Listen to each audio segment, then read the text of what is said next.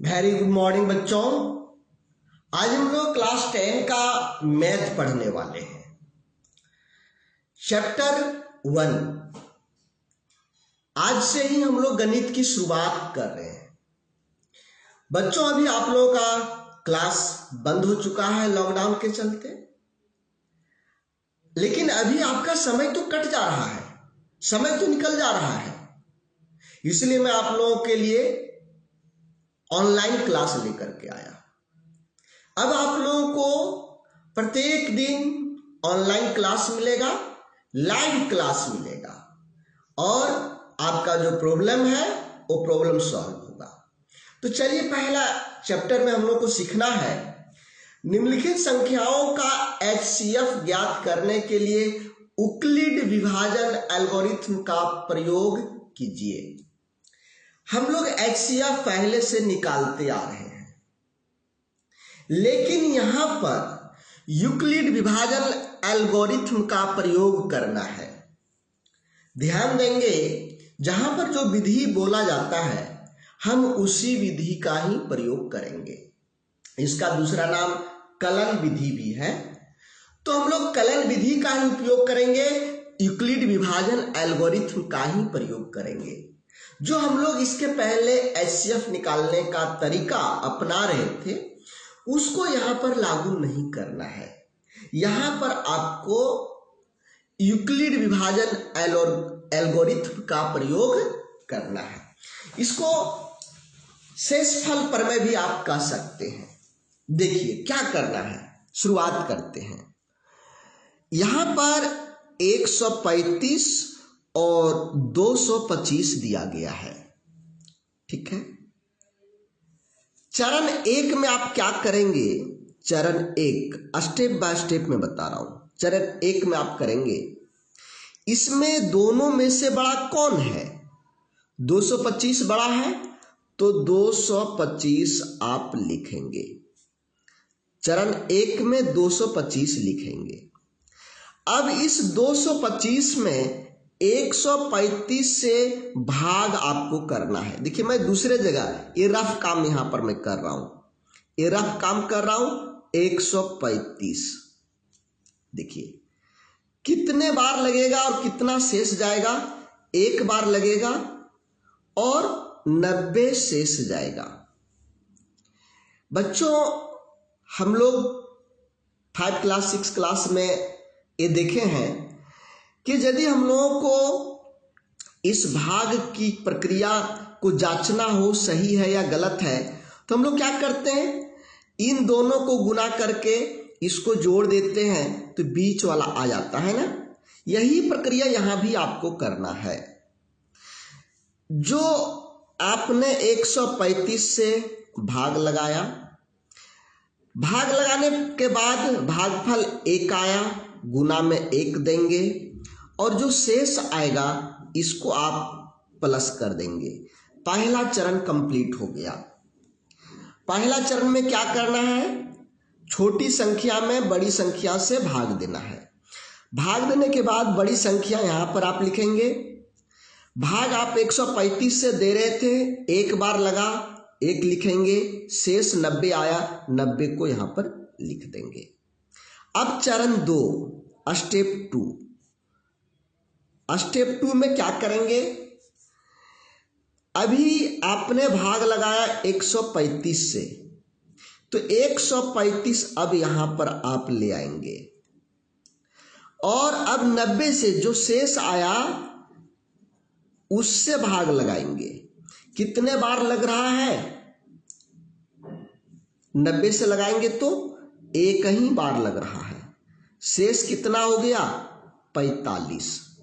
तो इसको आप लिख सकते हैं 90 गुने 1 जोड़ 45। यह स्टेप 2 हो गया। इधर ये आपको नहीं लिखना है, ये रफ काम हो रहा है।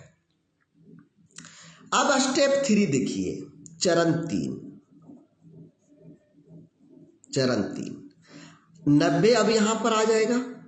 90 को 45 से भाग लगाएंगे, जो शेष आता है इसमें भाग लगाते हैं। तो 45 से लगाएंगे 2 बार लगेगा, शेष शून्य बच जाएगा। देखिए 90 को 45, बार बार शेष से भाग लगाना है। देखिए शेष से भाग लगाना है, कितना आ गया, 2 बार, 0 बच गया, शून्य बच गया। जब शून्य बच जाए तो ये प्रक्रिया बंद कर देना है, ये बंद कर देना है। अब लिखिए अतः HCF बराबर 45 से आपने डिवाइड किया, उस समय शून्य आ गया, इसलिए इसका HCF 45 होगा। इसका HCF कितना होगा, 45 होगा। हाईएस्ट कॉमन फैक्टर कितना हुआ, 45 हुआ। क्लियर है। दूसरा प्रश्न देखिए। चलिए यहां पर संख्या दिया हुआ है 196 और 38,222 दिया हुआ है। आप लोग बताएं इसमें छोटा कौन है, 196 है, तो इसमें हम 196 से इसको भाग लगाएंगे। यहां पर हल लिखिए। पहला चरण में, चरण 1 स्टेप 1 आप लिख भी सकते हैं या नहीं भी लिख सकते हैं। 38,220 में हम भाग लगाएंगे 196 से।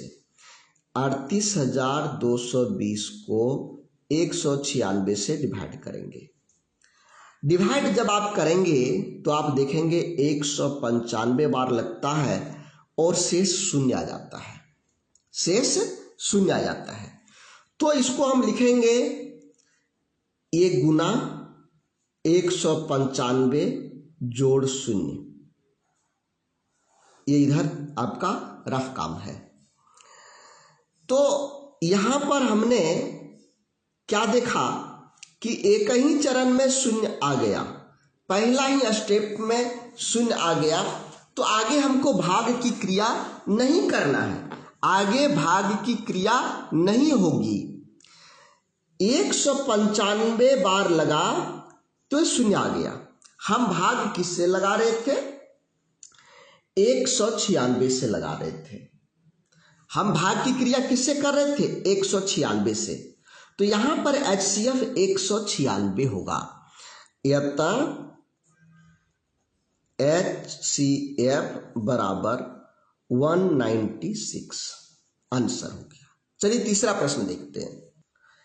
तीसरा प्रश्न आप देख रहे हैं, हम लोग यूक्लिड विभाजन एल्गोरिथम का प्रयोग कर रहे हैं। तो यहां पर आप ये भी लिख सकते हैं, यूक्लिड विभाजन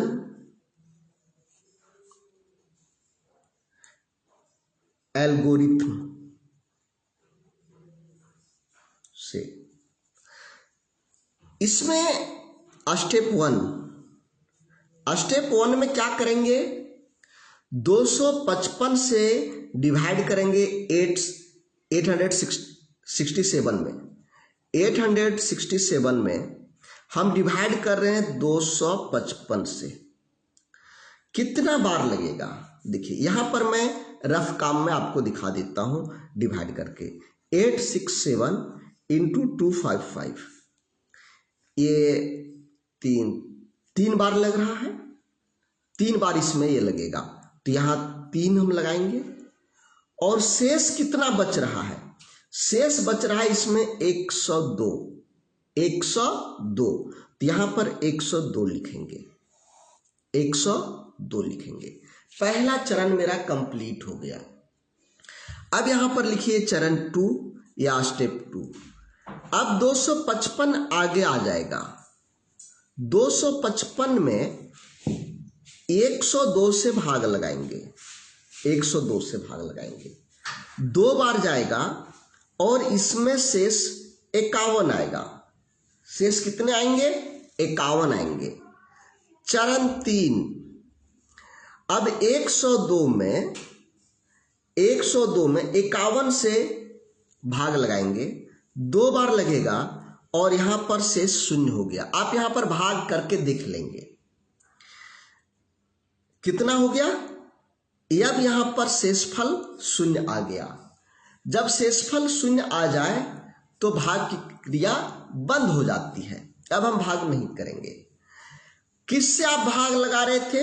51 से भाग लगा रहे थे। तो यहां पर HCF होगा, अतः HCF बराबर 51। ये आंसर हो गया, 51 आंसर हो गया आपका। क्लियर है? चलिए नेक्स्ट प्रश्न पर। दूसरा प्रश्न आपके सामने है। दर्शाइए कि कोई भी धनात्मक विषम पूर्णांक 6q + 1 या 6q + 3 या 6q + 5 के रूप में होता है, जहां q कोई पूर्णांक है। q कोई पूर्णांक है।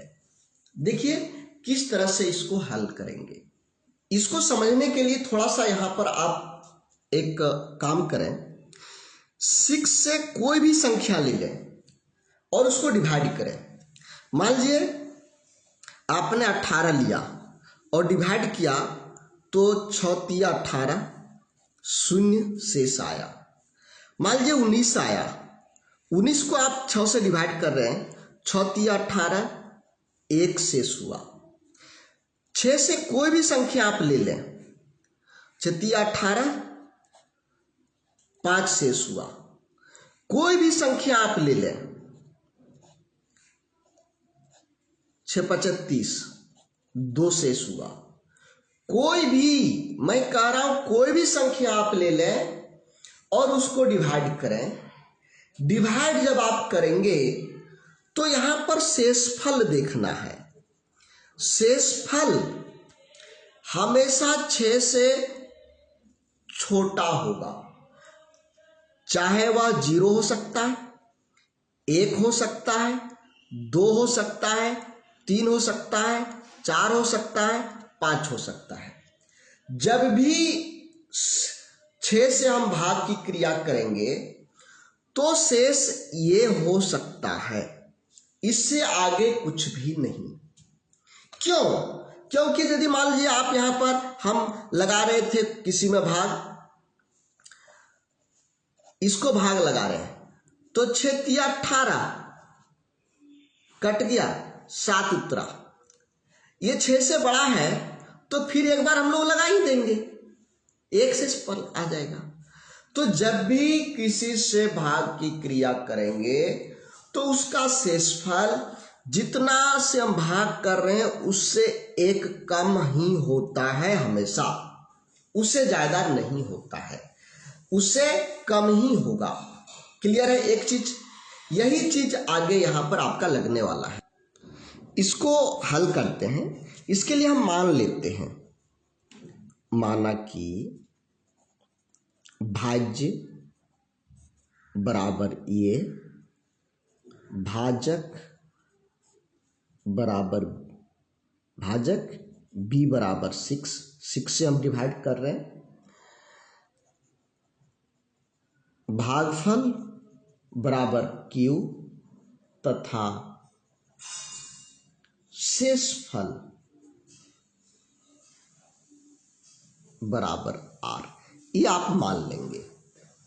यहां पर जब आप भाजक मानेंगे उसमें यहां जो रहेगा दिया हुआ वो चीज आपको मानना है, ये यहां पर मानना है। तो भाज्य ये मान लिया, भाजक 6 मान लिया, भागफल q और शेषफल r मान लिया। जब आप इसको भाग की क्रिया करेंगे तो शेष क्या हो सकता है? संभावित शेष,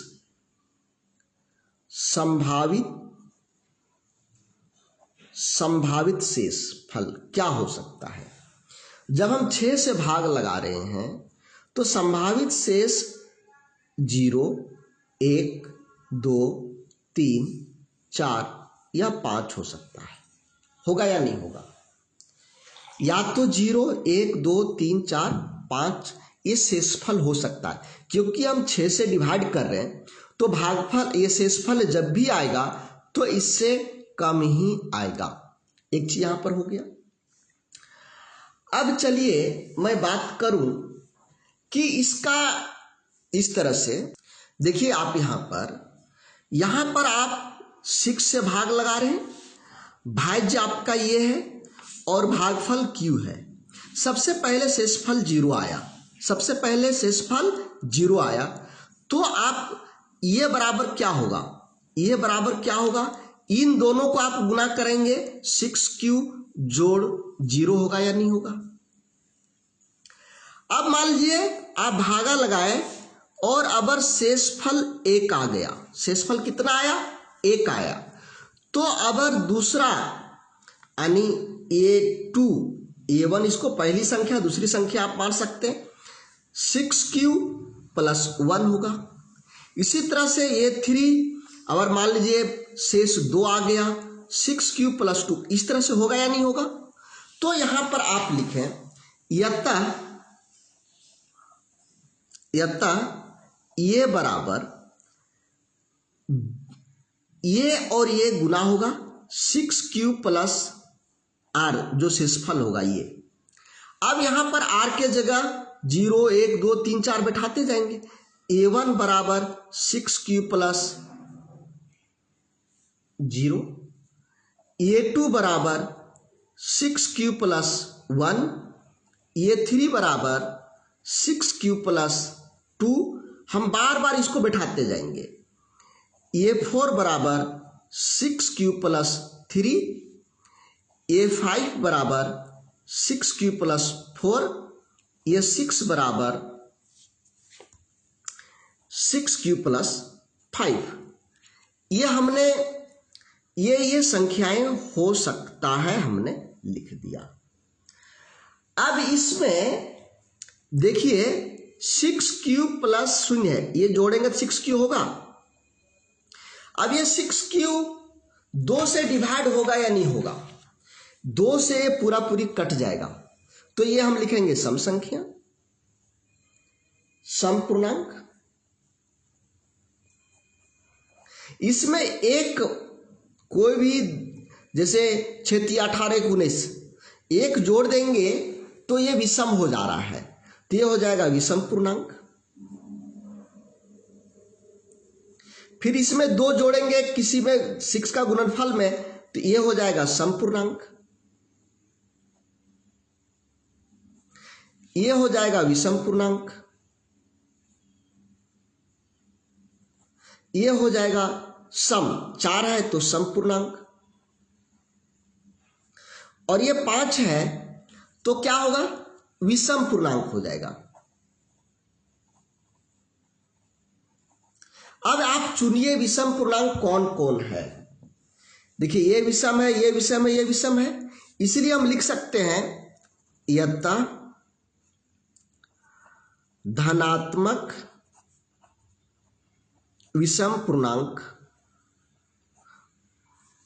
क्या क्या हुआ विषम, 6q प्लस 1, 6q प्लस 3 तथा 6q प्लस 5 होगा। प्रूव्ड, सिद्ध हो गया, हमको सिद्ध करने का रहा था। देखिए इसमें क्या करना है, सीधे आप ये मानेंगे, ये सभी में इस तरह के प्रश्न में पहले भाज्य मानिए, भाजक मानिए, भागफल मानिए और शेषफल मानिए। पहले शेषफल निकालिए और हमेशा जो भाजक आपका दिया हुआ और जो भागफल है ये दोनों को गुणा करके इसको एक एक करके सब में जोड़ते जाना है। सभी में एक बार 0 जोड़ा, एक बार 1, एक बार 2, एक बार 3, एक बार 4, ऐसे जोड़ देंगे। 0 जिसमें रहेगा ये सम पूर्णांक हो गया, ये विषम पूर्णांक, ये सम विषम। इस तरह से आपको प्रश्न में देख लेना है कि सम पूछा गया है या विषम पूछा गया है। यहां पर आपको विषम पूछा गया है तो इसमें से चुन करके जो जो विषम है लिख देंगे, आप सिद्ध कर दिए। ठीक है बच्चों, अभी तक आप रिकॉर्डेड क्लास देख रहे हैं। हम आप लोगों के लिए लाइव क्लास लेकर के आने वाले हैं। लाइव क्लास में लाइव का समय क्या होगा, नोट्स, बहुत सारा कुछ मटेरियल्स आपको मिलने वाला है। तो यदि आप हमारे साथ लाइव क्लास में जुड़ करके क्लास करना चाहते हैं, जहां पर आप हमसे प्रश्न पूछ सकते हैं, हम आपके प्रश्नों का उत्तर देंगे, समझ पाया नहीं समझ पाया, बहुत सारी बातें होगी। तो यदि हमारे साथ आप जुड़ना चाहते हैं तो ये मेरा व्हाट्सएप नंबर है, इस पर मैसेज करिए। अभी लाइव क्लास आपका क्लास 8 से लेकर के 12 तक का लाइव क्लास आपको मिलने वाला है। 8 से 12 तक का। आपके दोस्त लोग जितने हैं सभी को लाइव क्लास में जुड़ने बोलिए। सारे सब्जेक्टों का, जो हमारे इंस्टीट्यूट का 15 वर्षों का अनुभव है, जो हमारे अनुभवी शिक्षक लोग हैं, उन लोगों का आशीर्वाद आप सभी को मिलेगा। तो चलिए आज ही हमारे पास व्हाट्सएप करेंगे अपने क्लास को लिख करके। धन्यवाद।